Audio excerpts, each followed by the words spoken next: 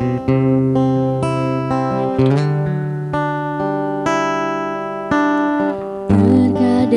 kita merasa tak ada jalan terbuka, tak ada lagi waktu, terlambat sudah.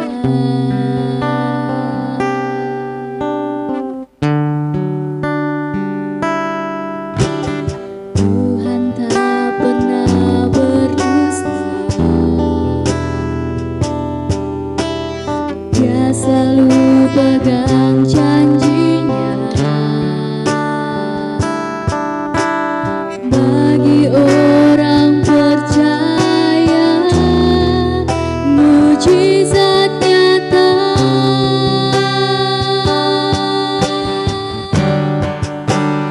Dia mengerti, Dia peduli persoalan yang sedang terjadi. Dia mengerti,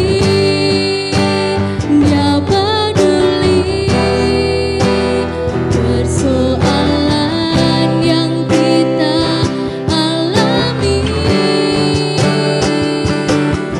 Namun satu yang Dia minta, agar kita percaya sampai mujizat menjadi nyata.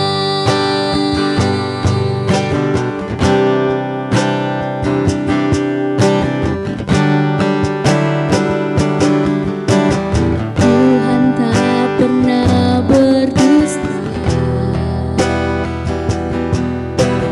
Dia selalu pegang janjinya. Bagi orang percaya, mujizat nyata.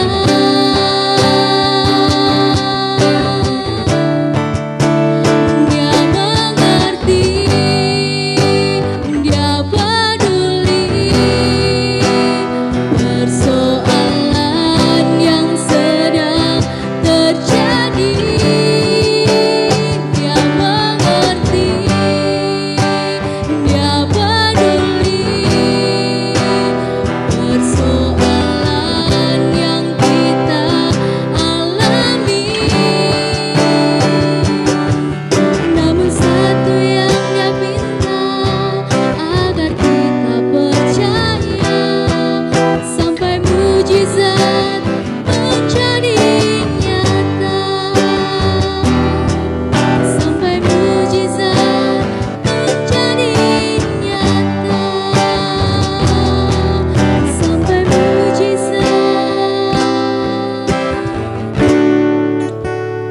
menjadi nyata.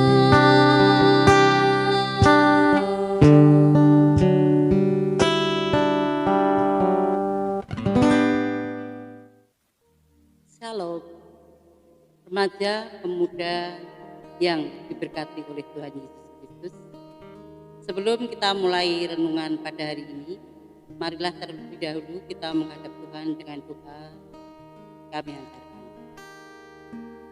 Sungguh kami bersyukur kepadamu Tuhan, karena pemeliharaanmu dari hari ke hari yang telah kami lalui ini benar-benar kami lalui dengan penuh sukacita.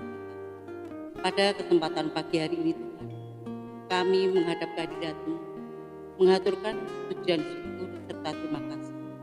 Dan kami akan merenungkan apa yang menjadi firman-Mu.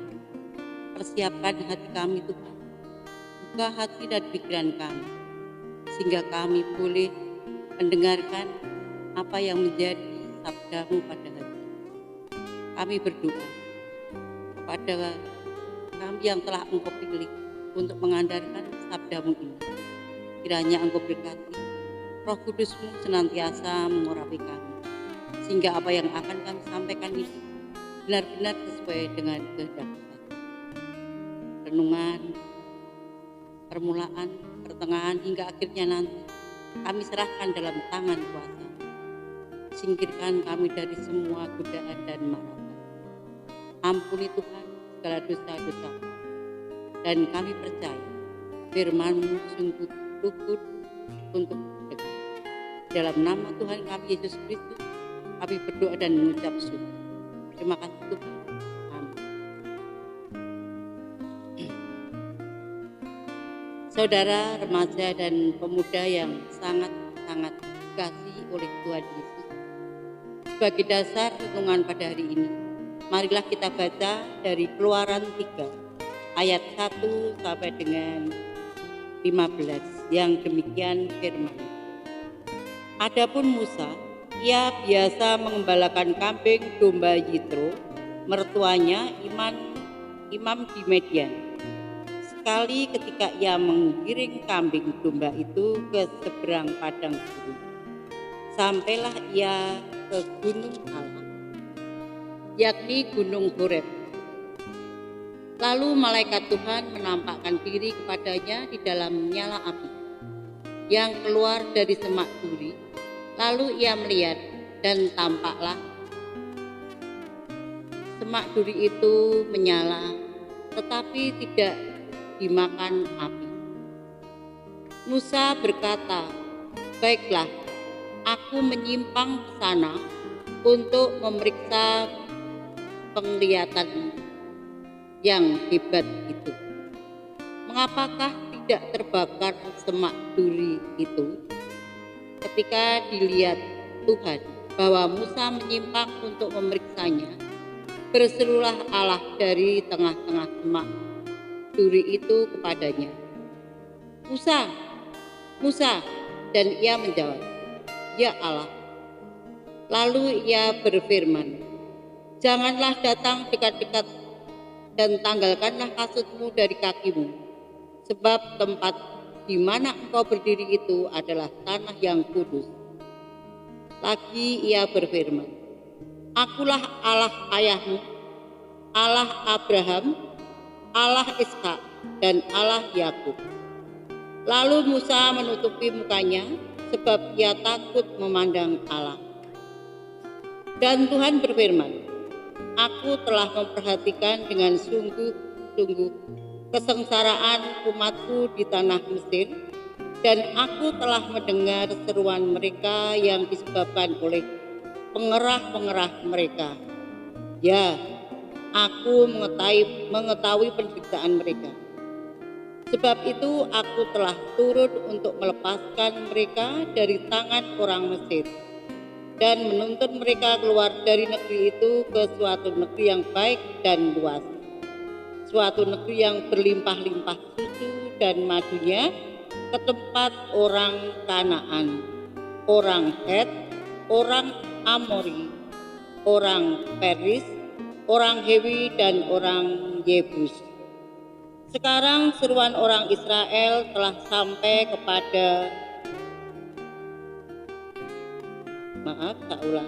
sampai kepadaku. Juga telah kulihat betapa kerasnya orang Mesir menindas mereka. Jadi sekarang pergilah, aku mengutus engkau kepada Firaun untuk membawa umatku orang Israel keluar dari Mesir." Tetapi Musa berkata kepada Allah, "Siapakah aku ini? Maka aku yang akan menghadap Firaun dan membawa orang Israel keluar dari Mesir." Lalu firman-Nya, "Bukankah aku akan menyertai engkau? Inilah tanda bagimu bahwa aku yang mengutus engkau. Apabila engkau telah membawa bangsa itu keluar dari Mesir, maka kamu akan beribadah kepada Allah di gunung ini." Lalu Musa berkata kepada Allah, "Tetapi apabila aku mendapatkan orang Israel dan berkata kepada mereka, Allah nenek moyangmu telah mengutus aku kepadamu, dan mereka bertanya kepadaku, bagaimana tentang namanya? Apakah yang harus kujawab kepada mereka?" Firman Allah kepada Musa, "Aku adalah Aku." Lagi firman-Nya, "Beginilah, Kau katakan kepada orang Israel itu, Akulah aku telah mengutus aku kepadamu. Selanjutnya berfirmanlah Allah kepada Musa, beginilah kau lakukan kepada orang Israel. Tuhan Allah nenek moyangmu, Allah Abraham, Allah Ishak, dan Allah Yakub telah mengutus aku kepadamu. Itulah namaku untuk selama-lamanya, dan itulah sebutanku turun-temurun. Berbahagialah bagi orang yang mau mendengar dan melaksanakan firman Tuhan ini. Haleluya. Remaja pemuda yang dikasihi oleh Tuhan, setelah kita membaca dari Keluaran 3 ayat yang pertama sampai dengan 15, dapat kita ambil intisarinya, yaitu ada beberapa hal yang harus kita perhatikan. Antara lain, 1, Tuhan menampakkan diri kepada Musa dalam nyala api yang keluar dari semak duri, namun semak duri itu tidak terbakar. Dan yang kedua, Tuhan menuangkan segala apa yang dia rasa dan dia tahu mengenai kesengsaraan dan penderitaan bangsa Israel. Sedangkan yang ketiga, Tuhan ingin membawa bangsa Israel keluar dari tanah Mesir. 4, Tuhan memilih dan mengutus Musa. 5, ada keraguan yang menjalari hati Musa ketika mendengar dan mendapatkan pengutusan dari Tuhan. Dan yang keenam, Musa merasa tidak percaya diri. Ini dapat kita baca lagi di dalam Keluaran ayat 1 yang ayat 11. Yang kemudian dijawab oleh Tuhan pada ayat yang ke-12. Namun kemudian kembali khawatir bagaimana jika orang-orang Israel tidak percaya kepada Musa, dan bagaimana jika orang-orang Israel ini meragukan akan dirinya. Itu tertera dalam ayat yang 13. Lalu Musa berkata kepada Allah, tetapi apabila aku mendapatkan orang Israel dan berkata kepada mereka, Allah nenek moyangmu telah mengutus aku kepadamu, dan mereka bertanya kepadaku, bagaimana tentang namanya? Apakah yang harus kujawab kepada mereka? Dan di ayat yang ke-14, Tuhan kembali meyakinkan Musa. Firman Allah kepada Musa, Aku adalah aku. Lagi firman-Nya, beginilah kau katakan kepada orang Israel itu, Akulah aku, telah mengutus aku kepadamu. Saudara remaja dan pemuda yang sangat dikasihi oleh Tuhan, firman Tuhan yang telah kita dengarkan ini memberikan gambaran kepada kita. Sering kita ini merasa ragu-ragu, tidak percaya diri, merasa kita tidak mampu, kita tidak bisa melakukan apa yang menjadi tugas dan kewajiban kita. Ini banyak terjadi di kalangan kehidupan remaja, pemuda maupun orang tua. Banyak yang menghindar. Padahal sebetulnya kita itu bisa. Sebagai gambaran, sewaktu kita mendapat tugas untuk menjadi MC di sebuah acara, baik itu di sekolah minggu atau di acara persekutuan pemuda, sering kita menolak. Mana aku bisa? Gak usah, aku gak ada waktu. Aku baru belajar. Aku ada kepentingan yang ini dan bla bla bla bla. Demikian banyak alasan yang dikemukakan karena merasa dirinya itu tidak percaya. Namun sadar atau tidak sadar, sebetulnya penolakan yang kita lakukan itu adalah suatu bentuk rasa kurang yakinnya kita. Dan tidak yakin kalau kita memang diutus oleh Tuhan, kita harus benar-benar melakukan. Karena apa? Tuhan tidak akan membiarkan kita berjalan sendiri. Tuhan akan menyertai sampai kapan. Remaja, pemuda, dan saudara-saudara sekalian yang terkasih di dalam Tuhan Yesus Kristus, janganlah kita masuk, kalau istilah zaman now atau zaman sekarang ini, kita sudah masuk pada zona nyaman. Enakan aku tidak berbuat seperti itu, tidak melayani Tuhan. Itu ada yang lain, ada yang lebih pintar daripada saya. Itu ada yang lebih dari saya. Dan mereka itu banyak waktunya. Saya yang kekurangan waktu. Padahal kalau kita lihat, ada pekerjaan apa? Enggak ada. Waktunya longgar, waktunya slow.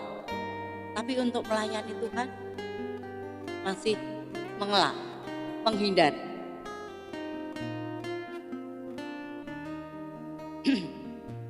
Tuhan memiliki caranya sendiri untuk memilih orang-orang yang dipakainya. Dalam Alkitab ada banyak contoh. Misalnya Samuel yang diutus Tuhan, dipanggil Tuhan selama 3 kali ketika ia tertidur dengan nyenyak. Jadi Tuhan itu mengutus orang-orang pilihannya yang sudah tentu berbeda satu dengan yang lain. Seperti tadi saya contohkan Samuel, kemudian Yeremia itu dipilih Tuhan sejak ia masih dalam kandungan ibunya.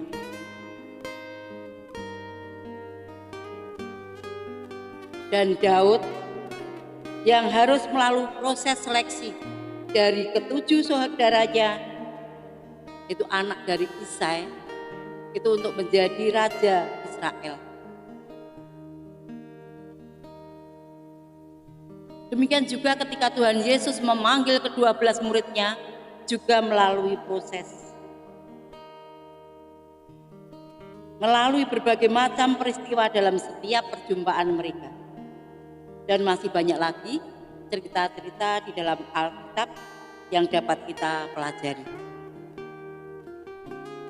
Mengenai pengutusan Tuhan ini, tetapi tidaklah sama antara satu dengan yang lain. Saudara, remaja dan pemuda yang dikasihi Tuhan, hal ini menunjukkan pada kita bagaimana karya pengutusan Tuhan yang begitu nyata. Ini menjadi bukti bahwa memang Tuhan tidak pernah sembarangan dalam mengambil keputusan. Ketika Tuhan memutuskan kita untuk lahir ke dunia, di titik itu juga Tuhan menaruh visi atas hidup kita. Sejak awal Tuhan katakan, sudah menuliskan buku kehidupan masing-masing dari kita saat kita lahir sampai dengan akhir zaman atau sampai dengan selesai kehidupan kita di dunia. Saudara-saudara yang dikasihi Tuhan, remaja dan pemuda,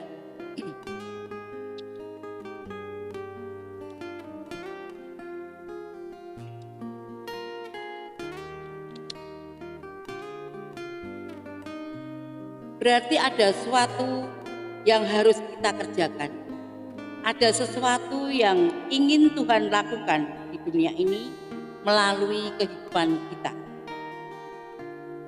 Tuhan tidak sembarangan memberikan kesempatan kepada kita untuk ada di dunia ini. Tuhan tahu kita mampu, namun kita sebagai manusia yang penuh dengan dosa sering mengelak, sering menghindar akan putusan Tuhan. Seperti halnya judul tadi, yaitu Aku Diutus Tuhan. Namun terkadang kita berjalan tidak sesuai dengan kehendak Tuhan, tidak sesuai dengan rancangan Tuhan. Seringkali kita mendukakan hati Tuhan, melakukan hal-hal yang tidak disukai oleh Tuhan. Maka dari itu, minta ampunlah, bertobatlah, dan kita selalu berdoa, meminta kepada Tuhan agar kita dapat melangkah di trek yang Tuhan kehendaki. Poin pentingnya adalah ketika Tuhan sudah mengutus, Tuhan jugalah yang akan menyertai, seperti Musa. Ketika Tuhan mengutus Musa, sudah pasti Tuhan mempertimbangkan banyak hal. Tuhan tahu Musa mampu, dan Tuhan tidak akan membiarkan Musa melangkah sendiri. Begitu juga dengan kita. Ketika Tuhan mengutus kita, apapun yang harus kita kerjakan dan kemanapun kita harus melangkah, kita harus mengimani dan percaya bahwa Tuhan yang akan memampukan kita dan memperlengkapi kita. Karena Tuhan sendirilah yang mengutus kita. Saudara, remaja dan pemuda yang diberkati dan dikasihi Tuhan, ada 3 hal yang harus kita lakukan sebagai wujud respon yang kita hadapi dalam menanggapi panggilan Tuhan tersebut. Yaitu yang pertama, memulai hidup baru di dalam Tuhan. Ini dapat kita baca dalam 2 Korintus 5 ayat yang 17. Yang demikian firman-Nya.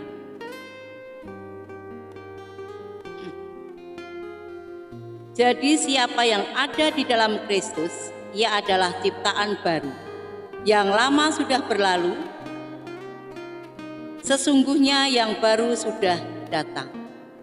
Itulah yang harus kita camkan dalam kehidupan kita sehari-hari. Sedangkan yang kedua, yaitu menjadi saksi di tengah dunia. Ini dapat kita baca dari Matius 28 ayat 19 sampai dengan 20, yang demikian firman-Nya. Karena itu pergilah, jadikanlah semua bangsa muridku dan baptislah mereka dalam nama Bapa dan Anak dan Roh Kudus. Yang 20, dan ajarlah mereka melakukan segala sesuatu yang telah kuperintahkan kepadamu. Dan ketahuilah, aku menyertai kamu senantiasa sampai kepada akhir zaman. Sedangkan yang ketiga, menjadi garam dan terang dunia dalam setiap aspek kehidupan.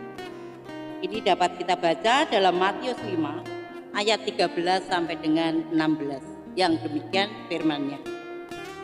Kamu adalah garam dunia. Jika garam itu menjadi tawar, dengan apakah ia diasinkan?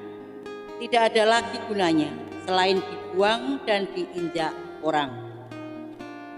Kamu adalah terang dunia. Kota yang terletak di atas gunung tidak mungkin tersembunyi.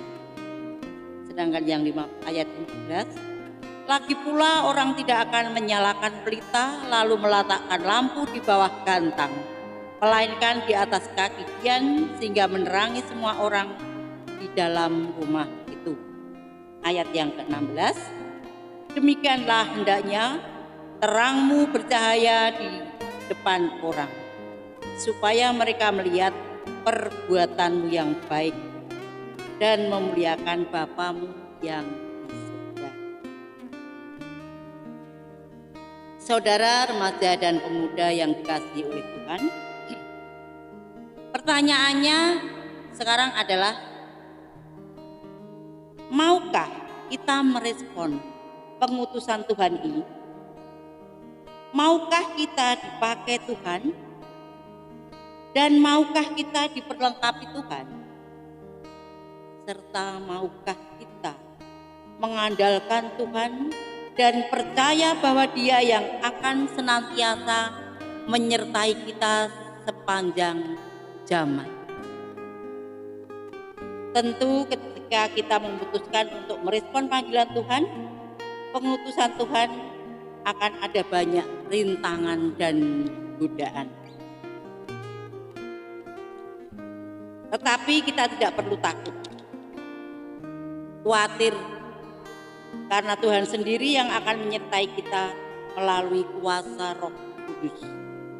Mari kita melangkah menjadi pribadi yang berani keluar dari zona nyaman.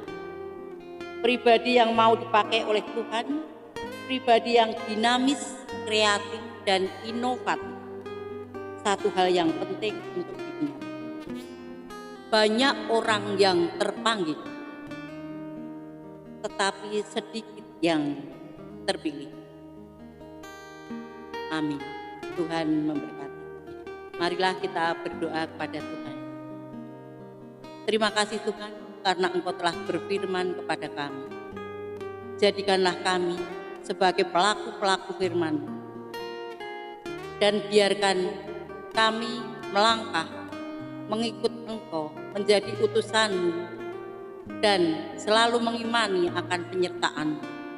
Kami percaya Tuhan, masih banyak kekurangan kami. Kami masih sering was-was, khawatir, dan tidak percaya diri, merasa tidak mampu. Namun kami percaya Tuhan yang akan menuntun kami, menyertai kami sepanjang zaman. Ampuni segala dosa dan kesalahan kami Tuhan. Hanya di dalam Tuhan kami Yesus Kristus kami berdoa dan mengucap syukur. Terima kasih Tuhan. Amin.